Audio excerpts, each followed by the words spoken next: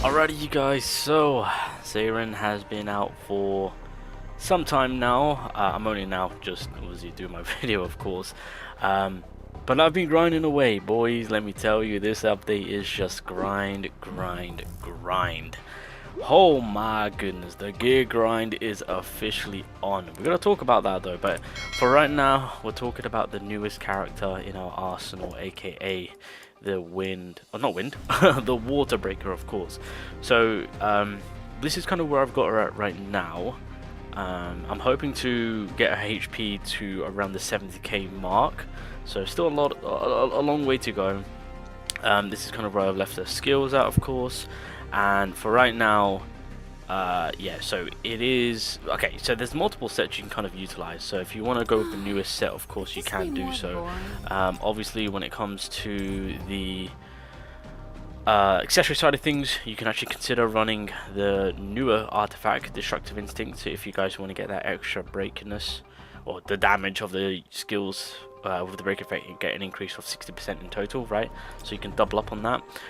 You can also get the greed set going on, so as you guys can see, I'm slowly working on that too, of course. But because it's level 100, it also validates the other sets now, since I mean, they're at level 100 too. So obviously solid analysis is a thing. I mean, you can resort to using the executioner set, the unbound ability. I mean, there's options, but I think for the most part right now, Chaotic Desire is the desire, pun intended, purely because of, yeah, attacking enemies that are at an element weakness increases the user's break effectiveness by 30%, increases the damage of the user skill with break effective by 50%. So, if I've got element advantage, I'd rock with that. If not, then I'll probably do Greed, and then if I need to put more power into my skill, then I'll probably do Greed and then Destructive Instinct. That's kind of where I'm at right now, but yeah, that's that. In terms of gearing her up, boys, that's kind of what we're at. In terms of her cores, this is kind of what I'm using. I don't like this, but I don't have the red one, but I'm using the red one, of course. So I would do red, purple, but I've got no purple, so I'm literally rocking with whatever I can get my hands on. So what did you say? Yeah, that's kind of where I built her up. Still got a long way to go, but for right now, it's doing the job. For right now, it's doing the job. My overall look on where I've deemed this character, just to kind of put it plain, is she worth the pull? 100%. 100%. I mean, we all know this, right? You see where the water element is at. You see where the water breakage is at. Everyone has said it. It's outdated. And to be fair, I'm going to give it to the developers, because they did really good with this character. Now, of course, I decided to max her out, because I'm not going to leave her there, especially when she's going to be the support for the anniversary character, the Cheyenne, of course. The Angel Wings Cheyenne, of course, looking very, very interesting. But upon using this character and just kind of having my fun with her, and obviously putting Alicia up there. Now again, the only support that I'm really getting from the newest breakup for Alicia is more so with missiles that I'm applying onto the enemy that will then give me the Sub-Zero, which will give Alicia an extra 20% water damage, and then from that I'm also providing Alicia the extra 30% through her A4, right? Because if you've got 3 members on your team, then the water damage, the water damage will go up by 10% per water character, so that's 30%, of course. So in total, it's an extra 50% at the very most I am providing for Alicia. Obviously, things are going to be catered to a lot more for the anniversary, but for right now, that is what we're having to work with. Now, there isn't any water element right now that we need to cater to, so it's not the end of the world. But if we're focusing on the character herself, first things first, her breakage is redonkulous, right? And it is purely because not so much of her attack, it's those damn missiles, boys. Let me tell you, I'm sure you guys are having fun. Well, to those that have maybe pulled out, I don't know, but those missiles are disgustingly OP. They are the biggest self-factor, in my opinion, for this character's kit. Those goddamn missiles. And of course, the more you dupe her out, the more those missiles are then available on her current skills, but you can apply more missiles, right? So in total 4 basically. So obviously as it stands, if you do initially get her, of course, by using Frozen Spin, Polar Surge, Ice Shard, Magnum or Glacier Spin, aka the skills, the cause and the support skill, you'll launch up to 2 missiles. On the Polar Surge, where she jumps up in the air with the bike and slams it down, that will launch 4 missiles. And the damage output from those missiles is on behalf of the scaling of the max HP. So each missile would do 150% of Seorin's max HP. So realistically, that's another big reason why you want to up her HP as much as possible. Hence why raw stat wise, I'm trying to reach at least 70k, something big like that. So that's huge. Not only that, those missiles also do provide weak break damage. So, and then through that, those missiles will then apply Sub-Zero. But overall, that's kind of like the initial basis of her passive.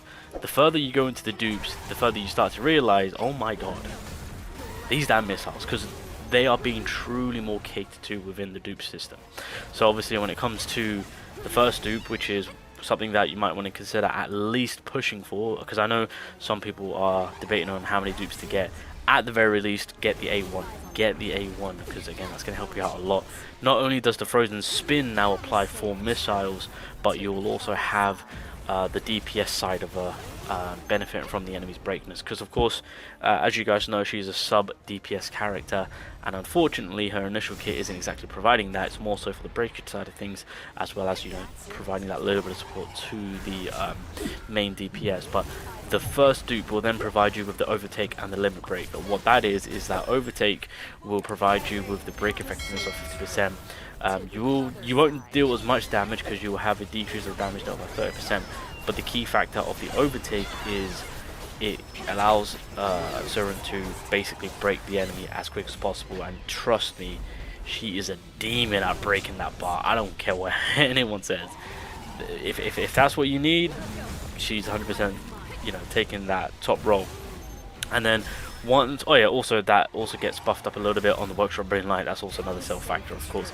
Once you break the enemy, you'll then apply the limit break. So basically what that happens is your break effectiveness actually goes down by 50%, but you get an increased damage dealt of 30%, increased missile damage of 30%, critical hit damage of 30%, of course. And it's just there to push more so for her sub DPS role.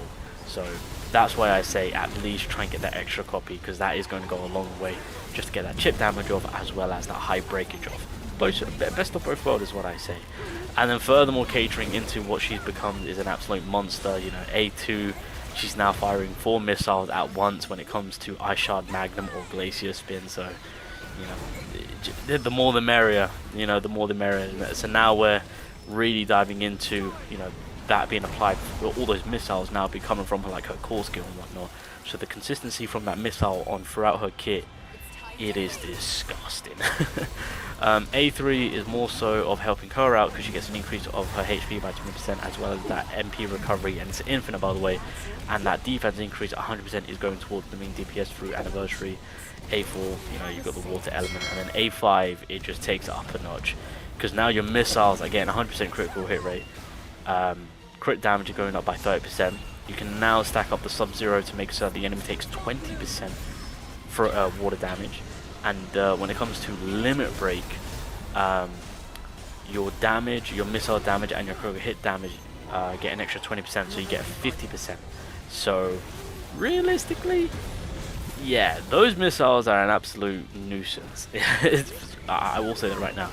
That's the one thing that I picked up on when it comes to using this character, of course. So damage output isn't too bad. Now the damage output that she initially does character-wise is decent, but it again, coming back to those damn missiles, those are the ones that are really piling on that additional damage, of course. The range of them are pretty decent too, so that's something to think of. She does have good area control attacks, of course, so that's also fairly solid. One thing which I was kind of weirded of is that how she doesn't have any type of freezing, so that's kind of a bit of an awkward one. Kind of even pushes Alicia back a little bit, but it is what it is, of course. But overall, at the very least, I will say bare minimum get that A1. Sweet spot, most are going for A3, which is a fair amount. I mean, I understand that people do want to save for the anniversary, so That's completely understandable. I mean, it's more so A2, A3 is kind of like the sweet spot. Bare minimum, at least get A1 so you can benefit from the sub DPS and the breakage roll that she can switch in between. But overall, yeah, no, she's a fantastic character. You know, in terms of where water break is at right now, this is the best it's gonna get for a hot minute, for a long time. You know, because I assume in terms of the water element getting their next phase, it's going to be a hot minute, right? I don't know. We'll see. Maybe they might just switch things up a little bit, a lot sooner than later. We don't know. But for right now, yeah, those missiles do change it up a lot for this character. And plus, you got to keep in mind. Oh, one thing I forgot to mention. When you do, so I believe this is also falling in line with A1, and again, this is another reason why at bare minimum you want to get that first dupe onto her. When you're in the overtake state and you're an absolute breaking machine, once you break the enemy and then you go into your limited break state where you then become that sub DPS character, all your cooldown on skills and your core gauge and your power gauge all get reset.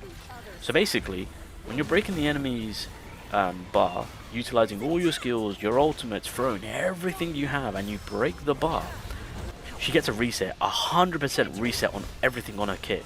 So then you can then go into utilizing her in that sub DPS form, having access to all of her skills, her core gauge, her ultimate, which means you have got skill 1 going into the missiles, doing the core, going into the missiles, ultimate going into the missiles, core, second skill going into the missiles, core going into the missiles.